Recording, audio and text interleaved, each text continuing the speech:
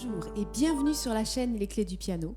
Aujourd'hui, on va parler du pouce et notamment des 5 erreurs que j'ai pu remarquer au fur et à mesure des années avec toutes les personnes que j'ai suivies.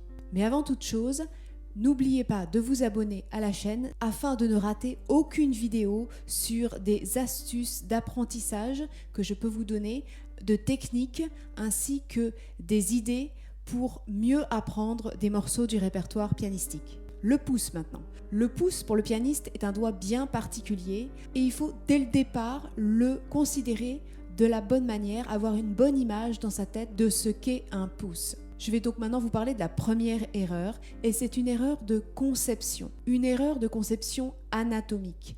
La plupart du temps, on ne prend pas du tout conscience que le pouce démarre au poignet et non pas au niveau de cette articulation. La plupart des gens, et c'est normal, on n'est pas tous spécialistes d'anatomie, mais il faut bien que vous ayez conscience, si vous faites du piano, que le pouce n'est pas un doigt du tout qui démarre ici. On ne l'articule pas d'ici. À partir de là, il a vraiment très très peu de mobilité. C'est ici qu'il a la plus grande mobilité. Et de là découlent toutes les erreurs de position qu'on peut trouver et même des erreurs de position de main en globalité. Donc gardez bien en tête, le pouce démarre ici et sur toute cette longueur-là. Donc quand vous l'articulez, c'est comme ceci et non pas comme cela, à partir de la paume. La deuxième erreur, et elle découle complètement de la première, c'est justement ici de casser au niveau de cette articulation dans un sens ou dans l'autre. C'est-à-dire qu'il y a des personnes qui naturellement ont leur pouce cassé comme ceci parce qu'ils ont très peu développé finalement ce mouvement interne à la paume d'ouverture, d'élargissement entre l'os qui se trouve ici pour le second doigt et l'os qui se trouve ici pour le pouce. Donc il faut vraiment écarter le plus possible ici.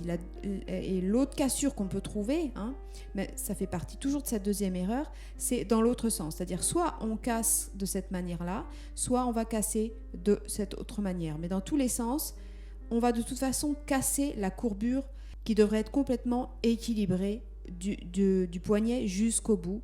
Chaque articulation doit se courber à peu près de la même manière. Il ne doit pas y en avoir une qui est plus courbée que l'autre. Vous voyez, celle-là, elle est plus courbée que celle-là, donc ça ne va pas. Là, je vais plus courber là et ici je vais mettre droit, donc ça ne va pas non plus. Il faut que l'ensemble soit tout à fait harmonieux. La troisième erreur aussi qui découle de la première, c'est d'avoir tendance à vouloir coller le pouce à la paume. Le pouce n'est pas collé à la paume dans la vie de tous les jours. Dans tout ce qu'on fait, le pouce a quasiment la plupart du temps un rôle d'opposition par rapport aux autres doigts. Il se met en face, donc il a un rôle de pince par rapport à la paume et les doigts longs. Donc on doit physiologiquement le mettre toujours éloigné de la paume et en avant. Et ce faisant, en fait, on crée comme une espèce de caverne qui se trouve ici. Alors, vous voyez, vous devriez pouvoir passer, alors je sais, c'est pas forcément tellement en rapport avec le piano, c'est un rouleau de papier toilette vide. C'est juste la forme idéale pour moi, pour vous montrer qu'on doit pouvoir faire passer justement un rouleau aplati, il est légèrement aplati, donc légèrement ovale, et il peut passer ici, d'accord ? On doit pouvoir passer ici la plupart du temps en position de repos.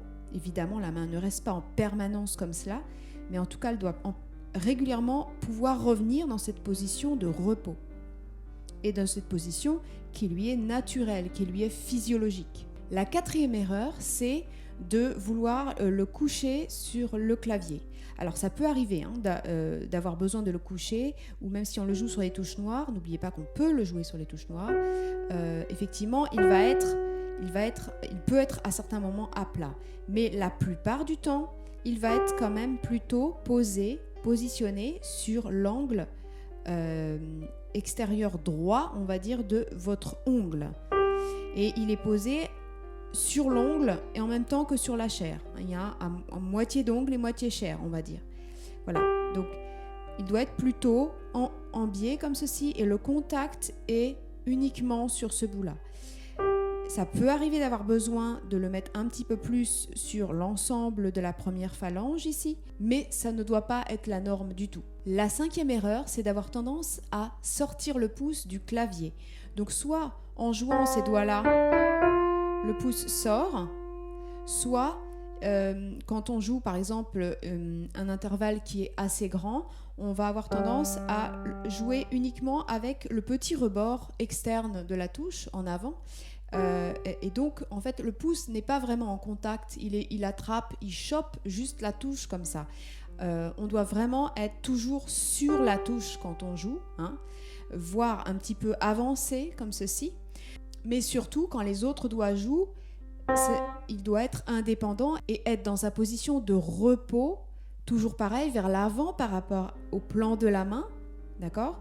Et certainement pas réagir de cette manière-là dès qu'on joue les doigts longs et sortir. Quand on fait ça, en fait, on essaye justement de recréer la sensation d'une pince, c'est-à-dire de prendre le clavier. C'est quelque chose un petit peu automatique, mais en fait, ce n'est pas cette position-là qui doit recréer votre fameuse main physiologique, main normale.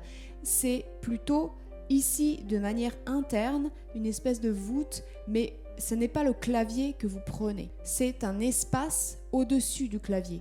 Voilà, j'espère qu'avec ces informations, vous allez corriger peut-être certaines erreurs qui vous jouent des tours dans votre pratique pianistique. N'oubliez pas de vous abonner à mes contacts privés en regardant le lien qui est juste en dessous dans la description ou sur le petit i qui est tout en haut à droite de la vidéo.